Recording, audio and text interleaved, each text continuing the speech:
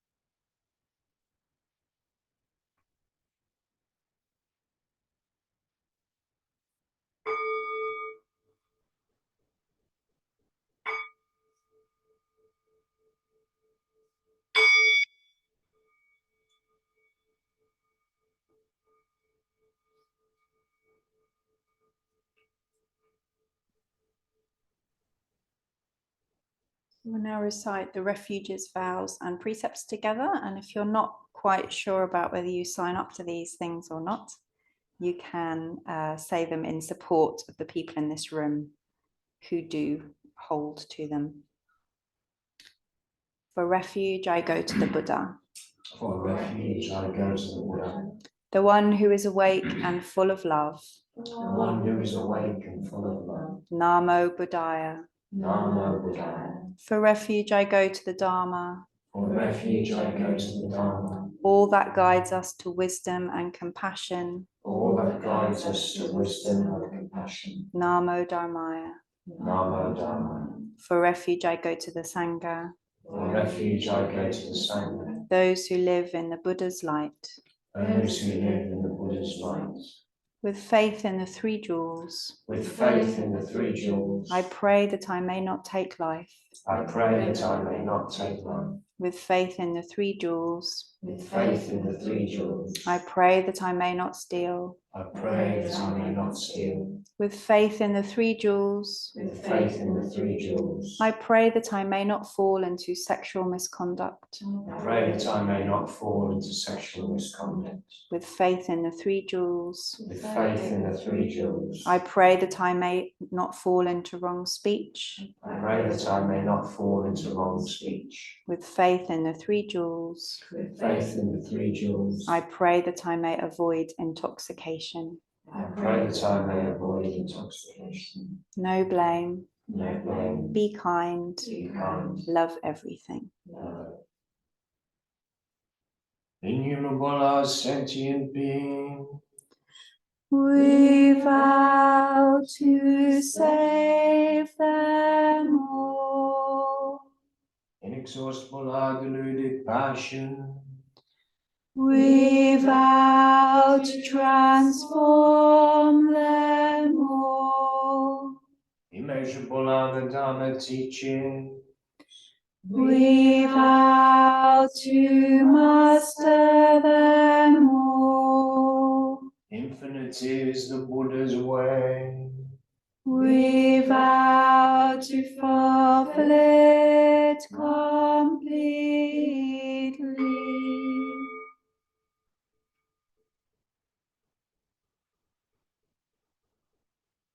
Om Ami Dewa. I'm smiling at the impossibility of the Bodhisattva vows.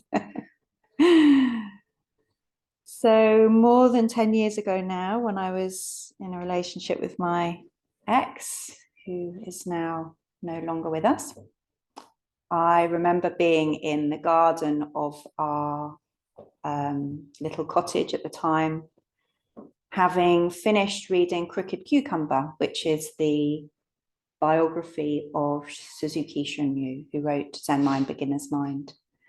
And I can remember being in the garden and weeping, kind of at the end of the book, having lost him, him having died.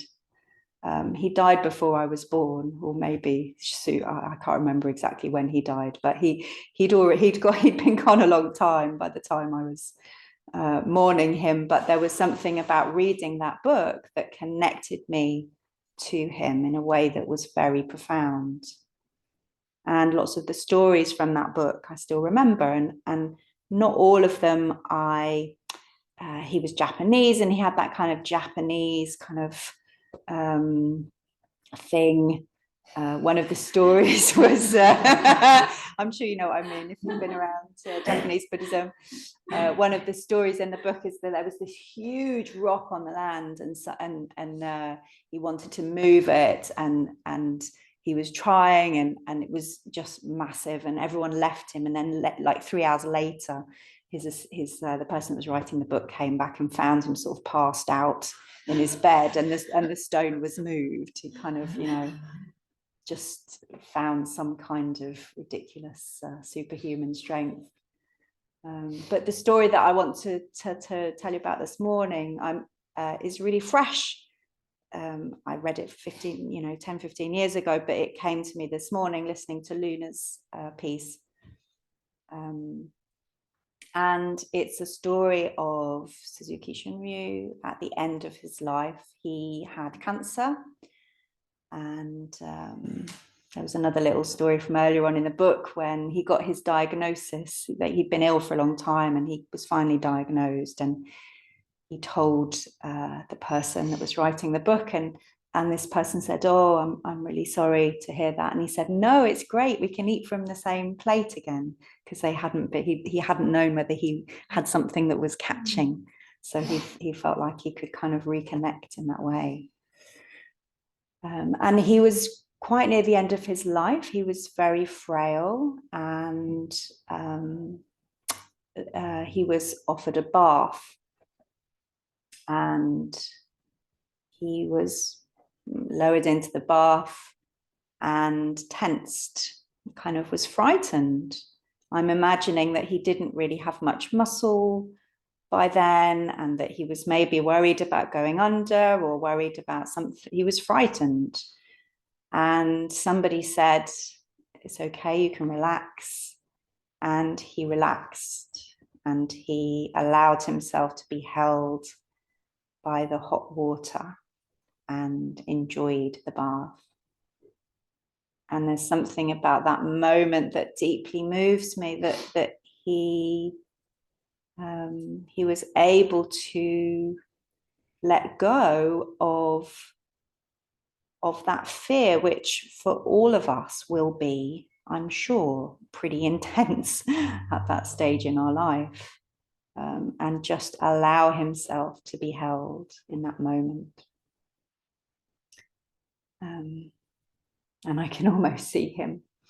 And it's also moving because my dad died a few weeks ago, and he also died of cancer and was very, very thin at the end. So I kind of feel like there's an echo there. There's an echo.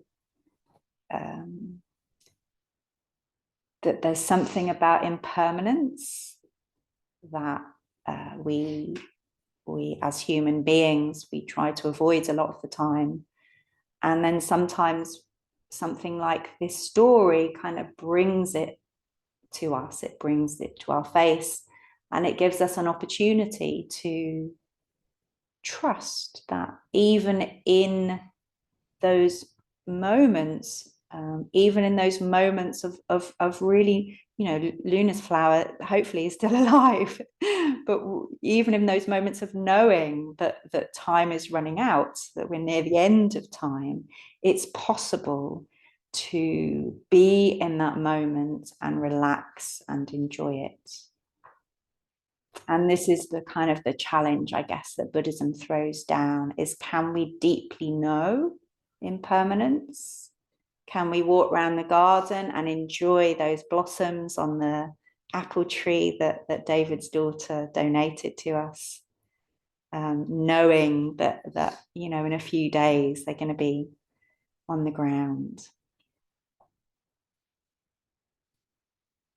And my experience is that when we can do that, and we don't manage it all the time, it's like it's extra beautiful life. It kind of takes on this intensity, not always intense, concentrated, but it can be very deeply calm kind of feeling. But there's something alive about it. It's like we really know, like, we're alive today.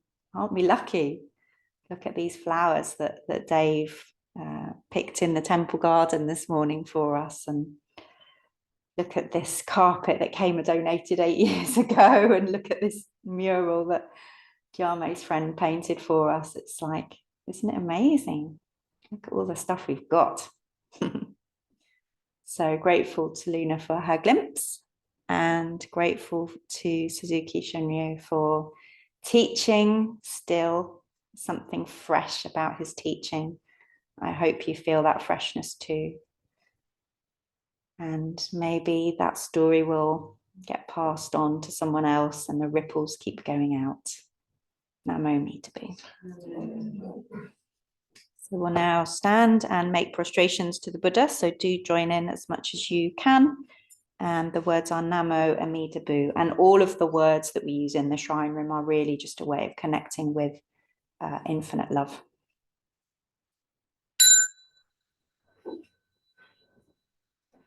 towards the shrine and have a bit of chanting in front of you.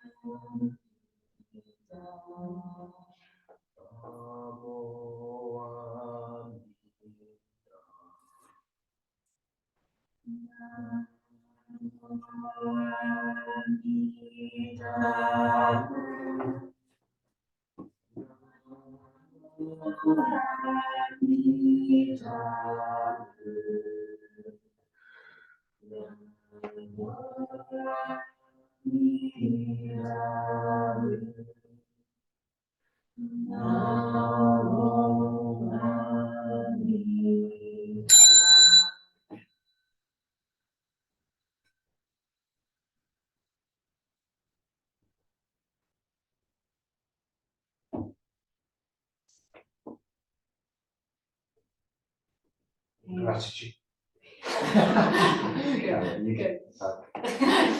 Gratitude we offer this incense to all Buddhas and Bodhisattvas throughout space and time.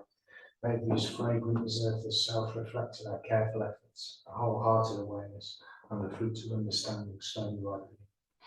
May we all beings be companions of Buddhas and Bodhisattvas, when we awaken from forgetfulness and realise the pure light. Going to stand at our seats. And we always finish practice by first saying thank you to each other for being here and practicing with each other by bowing to one side and then the other.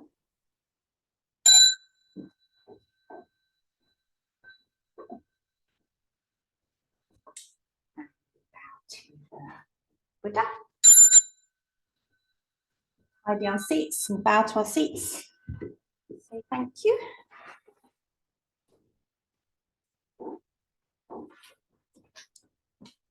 I don't think I've got any announcements apart from we are terribly short of Dharma glimpses. Had to go into the people that wanted to read their own Dharma glimpses out folder today, so poor Luna is going to get to read hers out.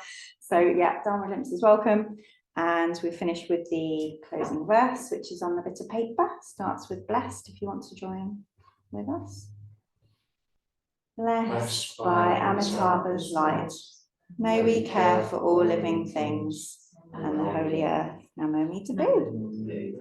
If you'll join us for a cup of tea, and does anyone want to come and say hello to Matt and Ian?